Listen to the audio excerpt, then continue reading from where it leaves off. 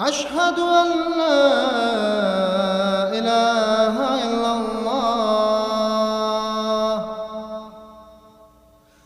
أشهد أن محمدًا رسول الله.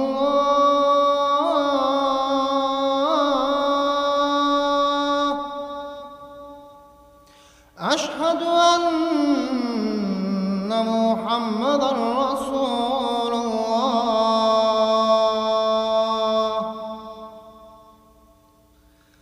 حي على الصلاة.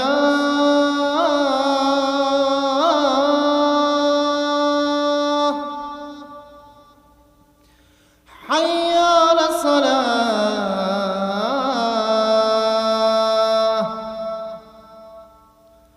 حي على الفلاح.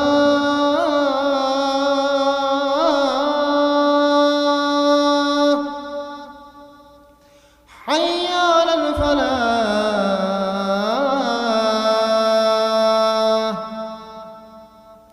الله أكبر الله أكبر. لا إله إلا الله.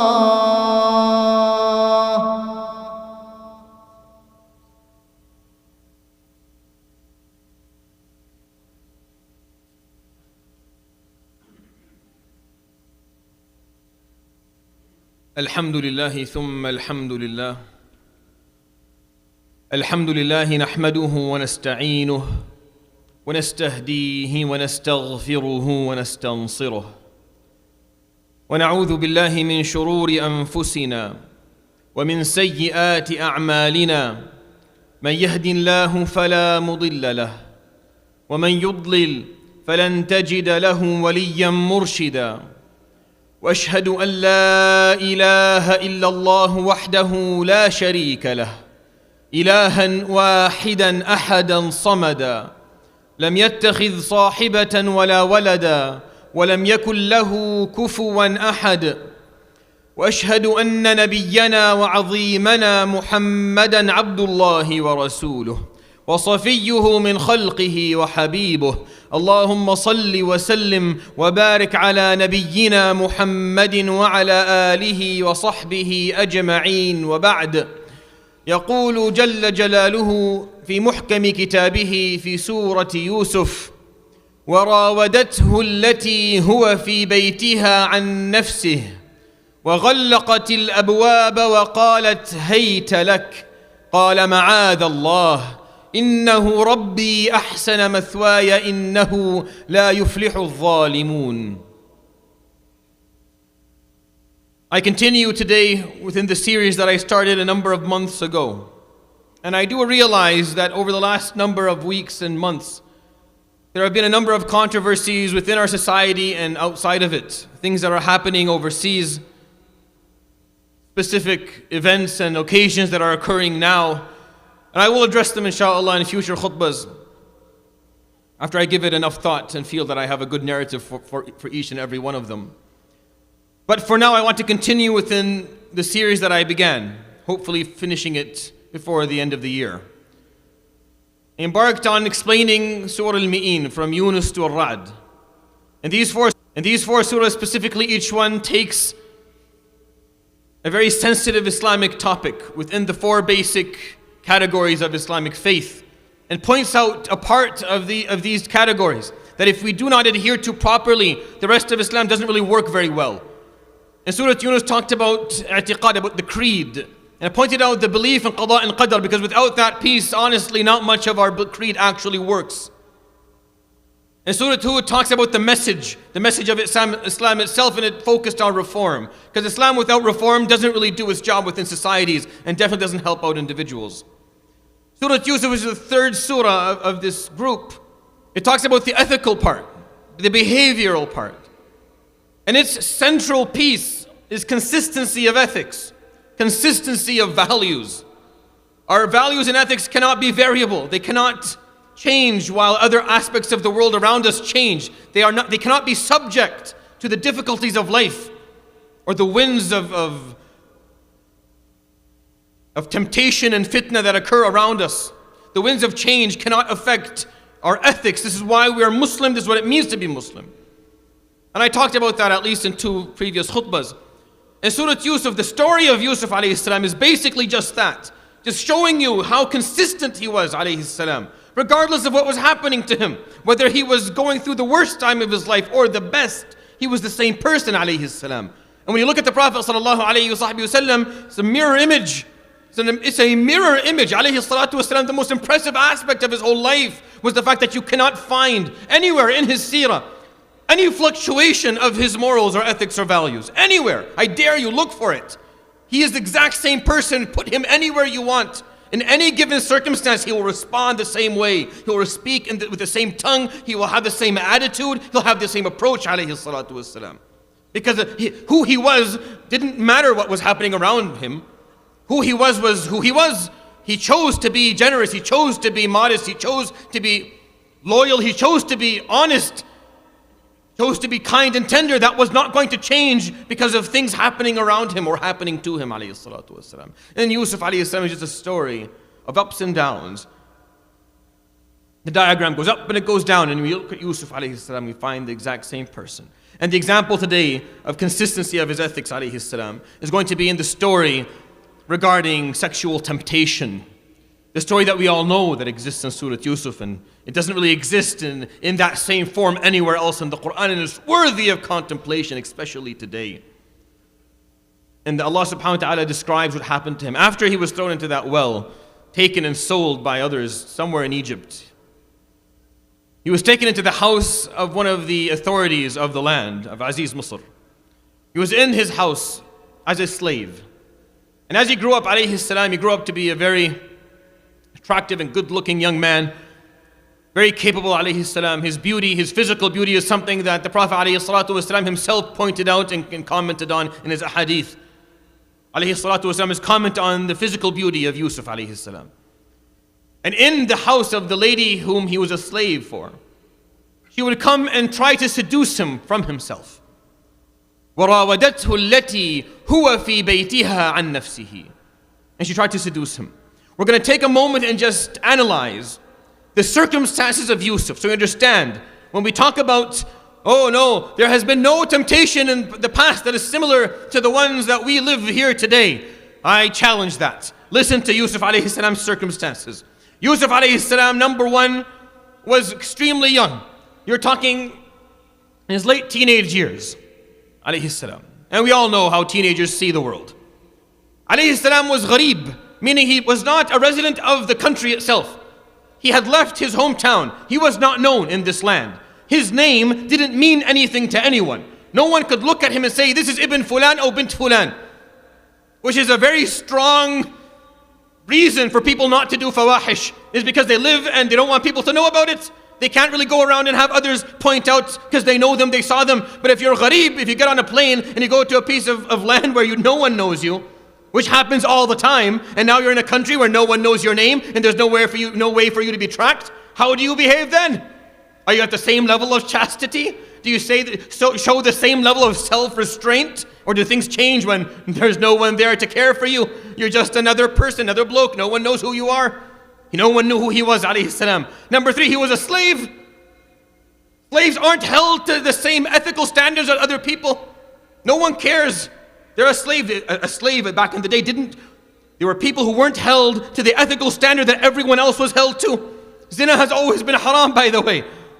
With religion, without religion, makes no difference. Go to any part of the world and drop yourself at any time, and zina will always be haram. Maybe the word haram is not used, but it's always frowned upon and looked at negatively, something you shouldn't do. But Yusuf was a slave. Whatever he did, he was not going to be held accountable. He was not held to that same ethical standard. He's alone, he's gharib, he's young, he's a slave. She's asking him. He didn't go to her, she came to him. وَغَلَّقَتِ الْأَبْوَابِ. And she closed the doors. She had more to lose if what happens between them gets out. He has nothing to lose. She has everything to lose. If this gets out that something happened between them, she's the one who loses her reputation, loses her marriage. But for him, he's a slave, he's gharib, he's young. No one's going to hold him for that. She took all the precautions to make sure no one knew it. وَغَلَّقَتِ الْأَبْوَابَ. She closed the doors. وَقَالَتْ هَيْتَ لَكَ. And she told him, come to me. He's young, he's alone, he's unknown, he's a slave. She's asking him. She's taking every precaution to make sure no one knows about this affair. She's making sure no one's going to know. I wonder, wallahi, I wonder, how many of us today, how many people today, they knew that they could get away with it. No one would know. No one would know how many people would actually end up doing it. وَالْعِيَاذُ بِاللَّهِ. Just think of it. No way. No one was going to know about this. There were no cameras, no phones. Aziz Misr was away on a 3-month caravan. There were no service in the house. She closed the doors. She took the precautions. The first words out of his mouth, قَالَ مَعَاذَ اللَّهِ. قَالَ مَعَاذَ اللَّهِ. I seek refuge in Allah. Never. إِنَّهُ رَبِّي أَحْسَنَ مَثْوَايَ. The person who put me here has treated me very well. It would be disloyal too. Not only would it be a ma'asiyah, not only would it be haram, and I seek refuge in Allah from this, but it's also disloyal to the person who was taking care of me. إِنَّهُ لَا يُفْلِحُ الظَّالِمُونَ. Someone who oppresses twice, someone who disobeys Allah and is disloyal to the person who is good to them will never be successful. That oppressor will never see success. وَلَقَدْ هَمَّتْ بِهِ. And she came on to him. She went for it. وَهَمَّ بِهَا لَوْلَا أَن رَأَى بُرْهَانَ رَبِّهِ. And he would have fallen into it had he not had clarity from his Lord. Now if you go to the books of tafsir, you'll find different ways of this ayah being explained with certain things that he saw at that moment. We have no evidence for any of it. And honestly, we don't need it. The verses are too clear. We don't need the backstory of any of these, of any of the incidents that happened. You don't need the backstory from the Israeliyat. The Quran is very clear in the wording. وَهَمَّ بِهَا لَوْلَا أَن رَأَى. Meaning he didn't even have the intention. In Arabic, it was سَقَطَتِ الْكَأْسُ لَوْلَا أَن مَسَكْتُهَا. Meaning that the glass fell, but except I held it, I caught it. It didn't fall. It didn't fall. وَهَمَّ بِهَا لَوْلَا. He didn't actually even come close to doing it. Why? لَوْلَا أَن رَأَى بُرْهَانَ رَبِّهِ. He was shown, he saw the evidence of his Lord. What happened at that moment? He was reminded. Years of taqwa come to you when you need them. Years of chastity, years of ghadd al-basar, years of thinking about halal and seeing it as beautiful and thinking about haram and seeing it as disgusting will come and aid you at a moment like that. That's when it'll all come in. Just like the opposite will come to your aid as well. Just like if you could spend your life staring at haram, hoping for haram, wishing for haram, looking at halal and saying, this is what I have, this is what I'm stuck with for the rest of my life, this is my life, look at the beauty here. It will come for your aid at a moment like that too. It'll come to you at that moment, and it won't be Burhana Rabbik that you'll see. You'll see something totally different, which is the pitfall of so many individuals all around the world, Muslim and non-Muslim. But because he lived a life of chastity, because his ethics were constant, he didn't care. He didn't care if he was a slave or young or alone or she was asking. He didn't tell himself, you know what, I've had a pretty bad life so far. My own blood betrayed me. I am now living hundreds of kilometers away from my family. I am a slave. I deserve a break. I deserve this break. I can't get some slack for this. No. Ma'ad Allah. That was the answer. If you're like, well, the ayah doesn't seem clear. كَذَلِكَ لِنَصْرِفَ عَنْهُ السُّوءَ وَالْفَحْشَاءَ إِنَّهُ مِنْ عِبَادِنَا الْمُخْلَصِينَ. And that is how we send away from our beloved and sincere servants all bad and all fahsha. Let's give you more evidence of this so that you don't have to think about it any longer. Move forward in the verses a little bit. Turn the page. Not only does she get upset that he says no in the long story, but she goes and she gathers the ladies of the higher noble society. فَلَمَّا سَمِعَتْ بِمَكْرِهِنَّ. They were talking because the rumor came out. أرسلت إليهن وأعتدت لهن متكئا وآتت كل واحدة منهن سكينا وقالت اخرج عليهن. So she brought her friends who were mocking her. She gave them fruit and knives, and then she asked Yusuf, just walk in front of them. So he did. He was a slave, he did what he was told. فَلَمَّا رَأَيْنَهُ أَكْبَرْنَهُ وَقَطَّعْنَ أَيْدِيَهُنَّ وَقُلْنَ حَاشَ لِلَّهِ مَا هَذَا بَشَرًا إِنْ هَذَا إِلَّا مَلَكٌ كَرِيمٌ. When they saw him, they were so taken by his beauty that they were cutting fruit and they cut their hands. And they said, Hasha lillah, this is impossible. This is not a human being. This must be an angel. قالت فذلكن الذي لمتنني فيه. Well, that's what you've been mocking me about. This person here, he's the one I... listen to what she said. وَلَقَدْ رَاوَدتُّهُ عَنْ نَفْسِهِ فَاسْتَعْصَمْ. And I tried to seduce him to do it. فَاسْتَعْصَمْ. He firmly held his ground and would not listen. He firmly held on. فَاسْتَعْصَمْ. He refused. وَلَئِن لَّمْ يَفْعَلْ مَا آمُرُهُ لَيُسْجَنَنَّ وَلَيَكُونًا مِّنَ الصَّاغِرِينَ. If he does not obey my command, now it's a command. Now for him to commit zina with her is a command. And if he doesn't do it, I'm going to send him to jail. Well, he must do it now. I mean, what choice does he have? Go to jail for this? He's going to go to jail because no, why would he go to jail? She's asking for it. He's young, he's alone, he's lonely, he's a gharib, he's a slave. He is betrayed by his own brothers and sisters, the sons of a prophet. We walk around and we say, look at this guy praying in the first row. He does this, he does that. Yusuf was betrayed by sons of a prophet. You have a better story? Huh? You have a better story than that of someone who mistreated you, who prays in a masjid? Is he a son of a prophet? Is his father Yaqub? Is his grandfather Ishaq? Is his great-grandfather Ibrahim? If no, well, that's who betrayed Yusuf. He was betrayed by the son of Yaqub, the grandsons of Ishaq, the great-grandsons of Ibrahim alayhi salam. Didn't use that as excuse. What did he answer? قَالَ رَبِّ السِّجْنُ أَحَبُّ إِلَيْهِ. He said, oh, being in jail is more beloved. I've heard people in my lifetime swear that if I could just get one night with fulana, I'll go to jail for a year. I've heard this with my own ears. Yusuf, السِّجْنُ أَحَبُّ إِلَيْهِ. I'd rather go to jail than to fall into fahisha. And if you're like, well, maybe he wasn't at the age that وَإِلَّا تَصْرِفْ عَنِّي كَيْدَهُنَّ أَصْبُ إِلَيْهِنَّ. Ya Rabb, if you don't help me and send this fitna away from me, I will fall into their traps. أَصْبُ إِلَيْهِنَّ صَبَابَ. I have that in me. He was like everyone else here. He was like all of us. Had the same temptations, same struggles, same thoughts, same problems, same whims and desires. And he told his Lord, Ya Rabb, you need to help me, or else أصب إليهن وأكن من الجاهلين, and then I'll be one of ignorance. فاستجاب له ربه فصرف عنه كيدهن. And his Lord responded to him. And he sent them away by sending him to jail. By him going to jail for this. He'd rather be in jail, and he did. He didn't go to jail for a few days or a few months. He went to jail for a few years, just so that he would not commit a fahisha. Are you understanding the level of ethics and values that this person has? أقول قولي هذا وأستغفر الله لي ولكم فاستغفروه يغفر لكم يا فوز المستغفرين استغفر الله.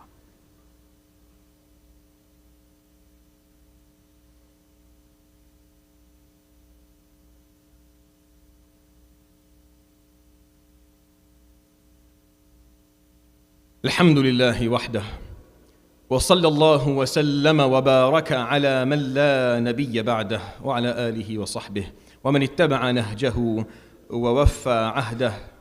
Honestly, I thought I was going to have more time to talk about this, but apparently I'm not.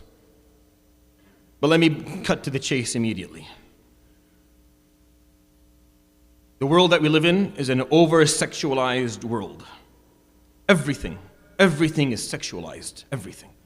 You cannot watch a show, you cannot walk down the street, you cannot buy a product, you cannot buy clothing, you can't do anything with finding some form of over-sexualization of everything around you.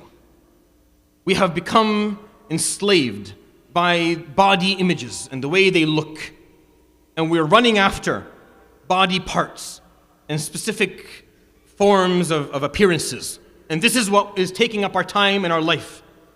And if you're at the age where this is behind you and you don't care, then I need you to understand that the next generation it's a tsunami of input to their eyes and ears that they have very little tools to stand up against with. They are unarmed as they are subjected to an overly sexualized society that is telling them that they have to look a certain way, that they have to behave a certain way, that they have to want certain things, and they are unarmed, and we are leaving them in the middle of the current. And then we're wondering, why are they being pulled away? Why are they doing this? It's not weird that they're being pulled away. The weird thing is, why are we asking the question? Because we have done nothing as Muslims in societies to make sure that we help them. I am being very honest about this. And I've been trying to work on this for years, and I have still not been able to come up with what we do for them. But we have done nothing so far. And the simplest thing that we can do, and this is the most simple, mind-numbing topic that we can come up with, is that everyone in this world has the right for intimacy and has the right for a relationship. The moment they hit puberty, they have the right for it. My grandfather, not my great-grandfather, not some grandfather, no, my grandfather got married, he was 14 years old. And my grandmother was a year older. Now obviously that's illegal in this country, and I'm not asking you or even suggesting that we do anything similar to this. But what I am saying is that unless as Muslims we prepare our youth to get married to the right spouse at the right time and age with the right mentality, then wait for more to come. Wait for these places to become less full, or for them to become full by people who are openly sinning. It's one thing for zina to be a sin, it's another thing for us to normalize it, for it to become fine, for our youth to be dating openly, Muslims and non-Muslims. And if you're unaware of this reality, then I need to pop that bubble for you, because this is what's happening.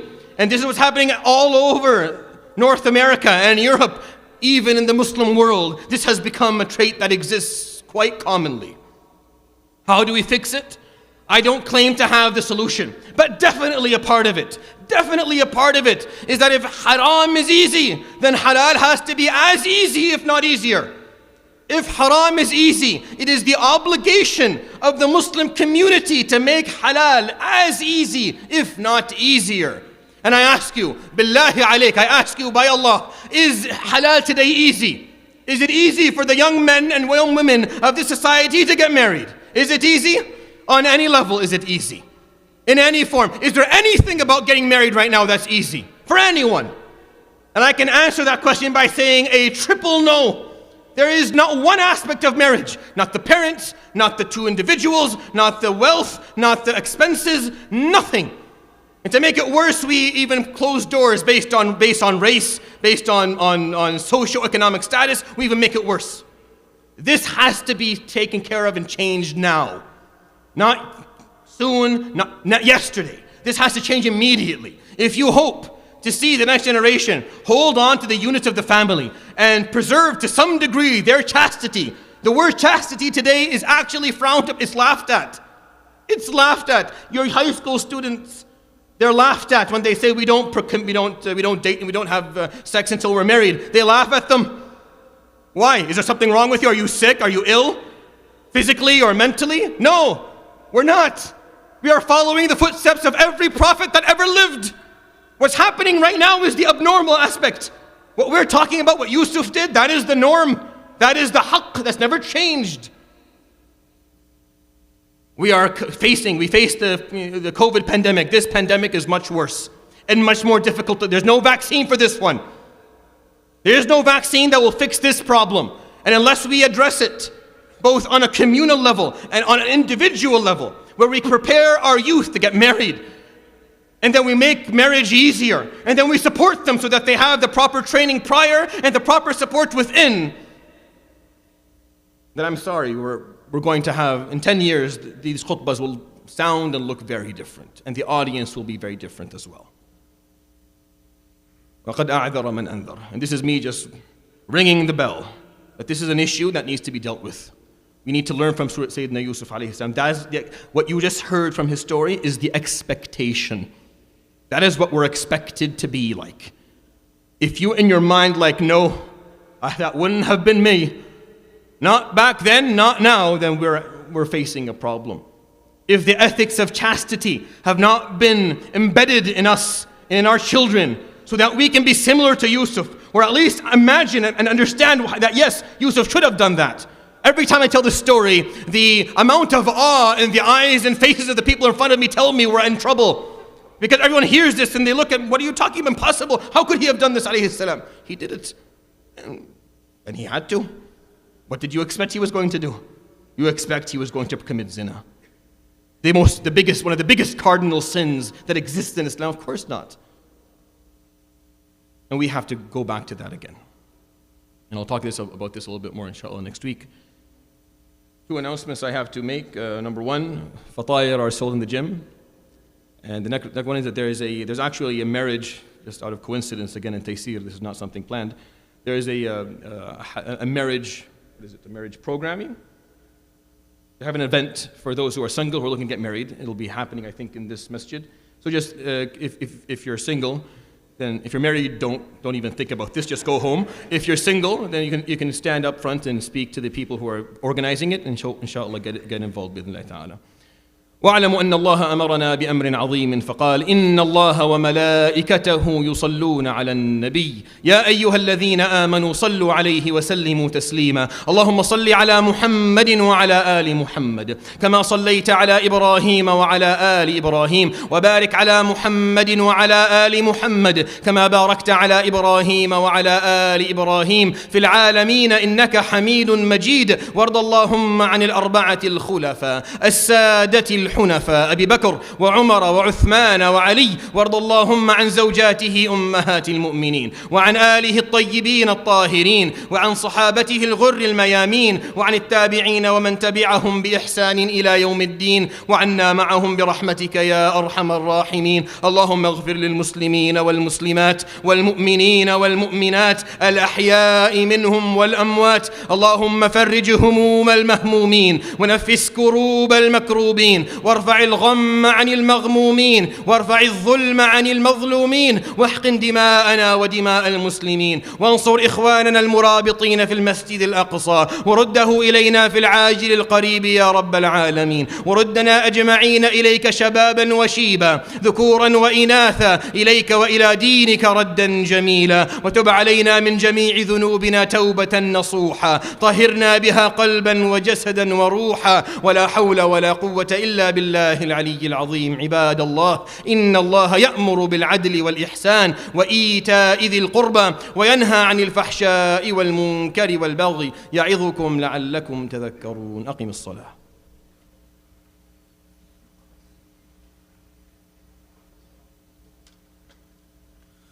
الله أكبر الله أكبر أشهد أن لا إله إلا الله أشهد أن محمد رسول الله حي على الصلاة حي على الفلاح قد قامت الصلاة قد قامت الصلاة الله أكبر الله أكبر لا إله إلا الله دائما أبدا لا إله إلا الله استووا اعتدلوا استقيموا لا تختلفوا حاذوا بين المناكب سدوا الخلل لا تدعوا فرجا بينكم سووا الصف تسوية الصف من إقام الصلاة أتموا الأول فالأول lean في أيدي إخوانكم shoulder to shoulder ankle to ankle put your heels on the line and make sure the line ahead of you is complete before you start the one behind it and closing the gaps and silence your phones استووا يرحمكم الله الله أكبر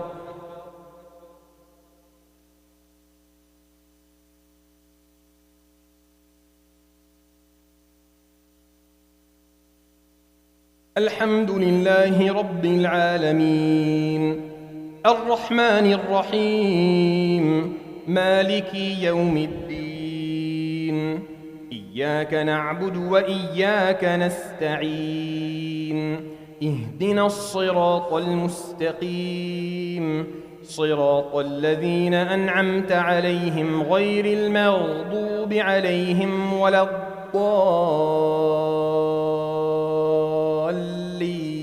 الضالين آمين